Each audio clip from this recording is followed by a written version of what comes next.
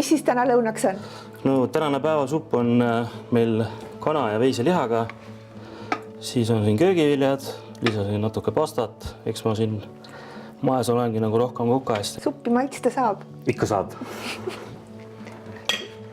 Aitäh! Nii. Satun Raineriga kokku päris juhuslikult Jõhvi karskusseltsis. Rainer on siin vabast tahtest süüa teinud mõne kuu. Kuid oli aeg, kui ta teenindas Eesti presidenti, tema külalisi ja isegi Sir Elton Johni. Ma tegin talle klimbisuppi, aga me tegime seda lõhega, et talle väga meeldis. Täna naudivad Raineri kokkakunsti karmi saatusega mehed. Nad on siin selleks, et vabaneda alkoholi ja narkootikumi sõltuvusest. Kas sa panustad nendele toidu tegemisse niisama palju kui kroonitud peadele? Ma ei tee mitte mingit allahindlust, et alati ei ole, et kas on siin meie eliit või on siin meil inimesed, kes vajavad abi. Tegelikult on Rainer ise ka üks abivajajatest ja ta ei häbene seda tunnistada. Ütleme niimoodi, et mina kurat lihtsalt sain must jagu ja ma ei saanud enam kuskilt abi. Ei arstide poolt, kuigi ma otsisin nagu igalt poolt, vanemad toetasid mind, küll ma käisin igast haigete vahet ja ei kuskilt ei midagi. Ja alt naaber ütles, et Rainer, et äkki lähed keskusesse, proovid läbi jumala kuidagi ennast nagu ree peale saada, et mine proovid, sul ei ole kaotada nagu midagi. Mõtlesingi, panin asjad kokku ja ütles, et ma täna isegi tööle ei lähe, et ma võtan su peale ja helistasin ülemusele, et lõpetan oma nagu vahesõnaga, et ta tõi mind siia ja ise tööle ei läinudki ja ma olen talle väga tänulik sellest.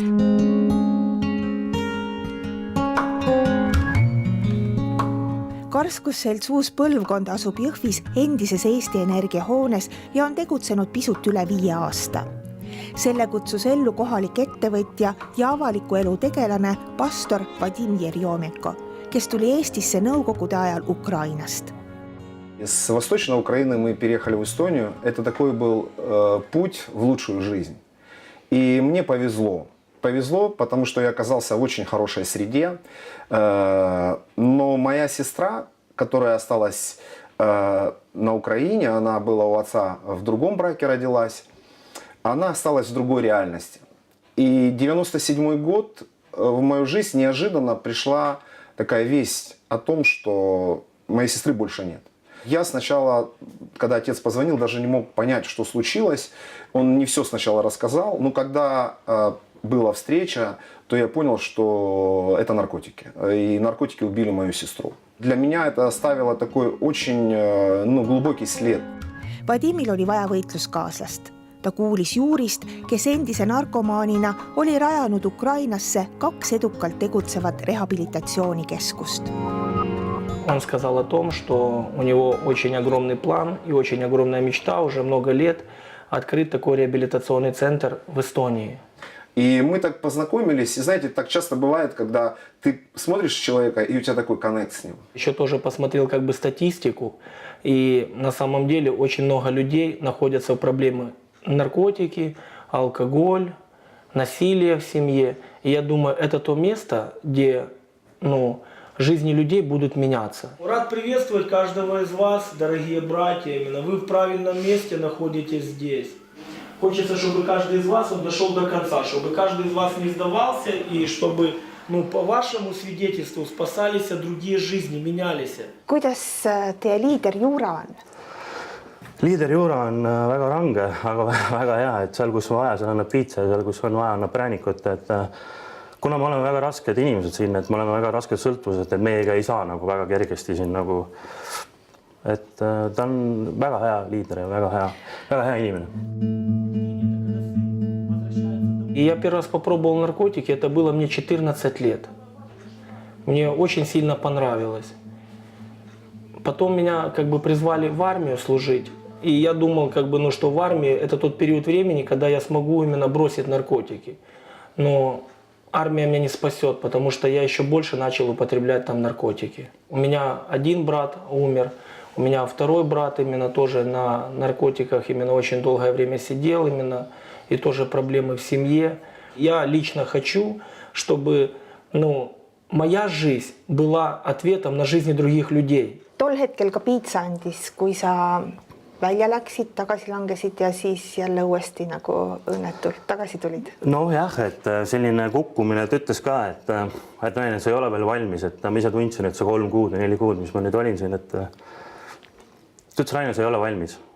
Aga ise ma tundsin, et kõik on nagu okei, et füüsiliselt juba ja vaimselt ja tundsin, et kõik. Ja olingi nüüd pool aastat olin täiesti nagu ilma alkoholita ja ilma igasuguste rohtudeta, ja sain nagu hakkama, aga kuidagi nagu murdusin ja õnneks mind toodi kohe siia tagasi ja ma tulin kohe nagu sain aru, et ei, et ma pean siin olema kauem kui see 3 kuud ja 4 kuud, mis ma nüüd olin siin eelmine kord. Он очень много блюд за это время приготовил, и самые лучшие блюда у него все. У него, начиная, знаете, от супа, заканчивая какими-то фуршетами, он накрывает любое блюдо, готовит. Siin laos oli vahepeal nii palju igasuguseid tooraineid, ma arvan, et nad ei olnud kunagi kuulnud ei pulgurist, ei quinoast ega läätsadest midagi, et kalmaaritindiga oli tehtud riis juba eelnevalt, oligi must. Ja siis nad olid väga üllatunud, mul oli siin mereandi, siis ma tegin nagu sellise risotto moodi asja. Ja nad algul oli leelearmusega, et aga nüüd on juba niimoodi, et tehakse juba vahepeal märkust, et Rainer, kas ikka see rohelist panid ja kas pestot on, et nad õpivad iga päev mult midagi selles suhtes ja minu jaoks on nagu väga meeldiv. Украинские вещи он не готовит, украинские. Украинские я готовлю. Ну, как бы я, во-первых, как бы и не просил как бы украинские вещи, а во-вторых, мне очень нравятся эстонские вещи, те, которые готовит он. Eks nad on kõvasti elu ka põletanud siin, et see on, mõni siin ei suutnud isegi rääkida, mõni ei suutnud isegi kõndida, et poole aastaga nüüd siin saadi jalad alla ja hakkas vaikselt söögiisu tulema, et eks alkohol ja narkootikumid on tegelikult ikkagi päris palju nagu seda, ütleme siis, organid ja makse kahjustanud, et see võtab tegelikult kõik aega. Et inimene uuesti hakkaks taastuma ja ta hakkaks kosuma, et see on ikkagi poistele teha üldiselt väga nagu tervislikku toitu, et kuna meil ikkagi siin teatud poeketid meid aitavad pirukate ja leibadega, et ma ei ütle, et ta nii tervislik on, aga supi kõrvale ikkagi on ta hea amps ja poisid teevad siin füüsilist rasket tööd, et neid ei saa nagu väga siin nagu alatoita ka ja kuidagi dieedil hoida, et pigem on mul hea meel, kui nad söövad nagu rohkem, pigem on see, kui nad midagi jätavad alles.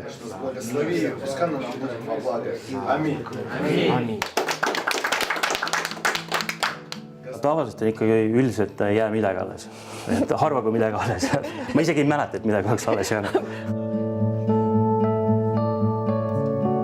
Мы верим в то, что он изменится, в том, что о нем еще будут говорить очень хорошие вещи, о том, что он будет помогать другим людям. Мы благодарим за него, действительно. Он именно хороший парень. Тот период, который мы упустили тогда, обошлось тем, что мы на первом месте по ВИЧ, по СПИДу, по алко-нарко проблемам. Мы на лидирующих позициях. И сегодня нам приходится делать такую очень большую, тяжелую работу, потому что исправлять ошибки тяжелее, чем делать профилактику. Это уже такая мастерская, где мы ремонтируем самое прекрасное творение – человек. Hetkel püüab siin Karskusseltsis enda elu muuta 20 meest. Päevakava on kindlalt paigas. Я поехал на грипп-центр, уже это было 7 лет назад. И поначалу как бы моя семья не верила, потому что они говорили, что тебя невозможно изменить. Но спустя какое-то время у меня в жизни все перевернулось, знаете, с головы на ноги. Моя мама уже здесь была в гостях, она очень рада, она очень поддерживает ту работу, которую я делаю сейчас, когда приходят родители этих детей, которые находят на центре. Это самое лучшее, когда тебя родители благодарят за то, что когда сын забирал деньги у своих родителей, он сейчас эти деньги приносит.